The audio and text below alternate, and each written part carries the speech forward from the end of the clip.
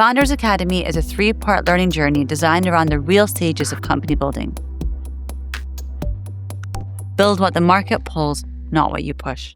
By the end of this lesson, you will be able to distinguish real problems from fake ones, identify a problem worth building a company around, learn the 5 dimensions of a high-quality problem, conduct problem discovery interviews correctly, validate urgency and willingness to pay without building anything, and avoid false positives, misleading feedback.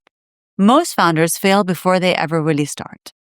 Not because they lack ambition or intelligence, but because they choose a solution they would personally like to build instead of a problem the world actually believes is worth solving. This lesson is about building the most important foundational skill a founder can have: recognizing real, painful, monetizable problems. Every investable startup begins here. Everything else, product, brand, growth, fundraising, comes later. This lesson is about validating the problem rigorously before a single line of code is written or a single feature is designed. Founder mindset shift. Founders do not build features, they solve pain. Investors fund customer relief. Customers pay for friction removal. Teams stay motivated when they are solving something that genuinely matters. If the problem is small or irrelevant, everything built on top of it will be fragile. If the problem is significant and large, execution becomes easier, faster, and more focused. Your job as a founder is not to prove your product is right. Your job is to disprove it as quickly as possible and see whether it survives. Strong founders actively look for reasons their idea or product won't work. Weak founders look for reassurance. Framework 1. The 5 dimensions of high-quality problems. A real monetizable startup quality problem has 5 defining attributes. 1. It is painful, meaning people are actively losing something: time, money, status, safety, or peace of mind.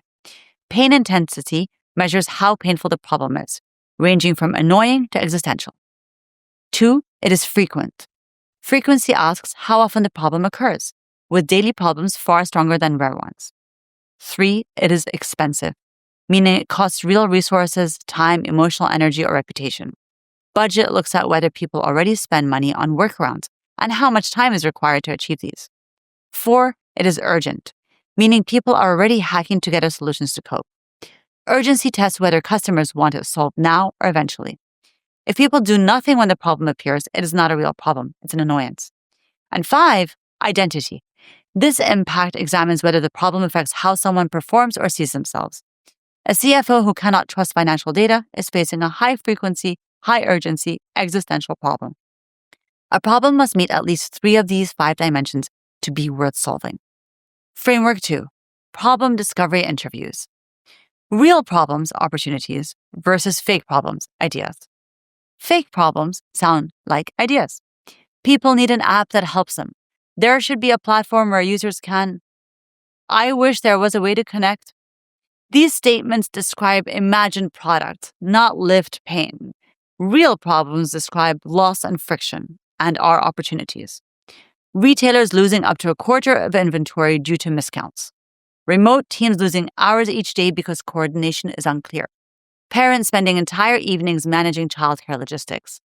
Small businesses unable to hire technical talent fast enough. The difference is simple but critical. Real problems describe pain, not products. To validate a problem properly, founders must run interviews designed to extract truth, not encouragement. Ask people to walk through their day and identify where the issue appears. Understand how they solve it, how much time it takes, what it costs. Explore who else is affected by it, how annoying it really is, and what happens if nothing changes. Ask what they've tried before, why those attempts failed, and what an ideal outcome would feel like. End by asking whether the problem is urgent or merely annoying. Never mention your idea. The moment you pitch your idea, people will stop telling you the truth. Framework 3. The problem scorecard. Before building anything, founders need to run what I call an anti-fantasy test. Are people already duct taping their own solutions? Are they complaining about this problem publicly or privately? Are they paying for bad or inefficient solutions? Are they actively searching for fixes? And are they failing to solve the problem well, despite repeated attempts? The more frustration you observe, the more startup potential exists. To evaluate the problem quality objectively, founders should use a simple scorecard. Rate, on a 1 to 5 level, the depth of pain, the frequency of the problem, the cost it creates, the urgency to solve it, and the willingness to pay. A score between 20 and 25 signals a high-quality startup problem. A score between 15 and 20 means the problem needs refinement. Anything below that is likely a hobby, not a venture-scale company. This framework alone prevents most first-time founder mistakes. Now here's a practical exercise for you. Validate before you build. Interview 10 real potential users using the discovery questions. Score each conversation using the problem scorecard. Look for patterns, not outliers. Do not build anything yet. Validation happens before solutions exist. These conversations are not pitches. They are listening exercises. Ask about the last time the problem occurred. Walk through the process step by step. Ask what has already been tried. Identify the hardest part of addressing the problem. And ask what the ideal outcome would look like. Most founders talk too much and listen too little. Learn by listening, not speaking. The founders who listen will win.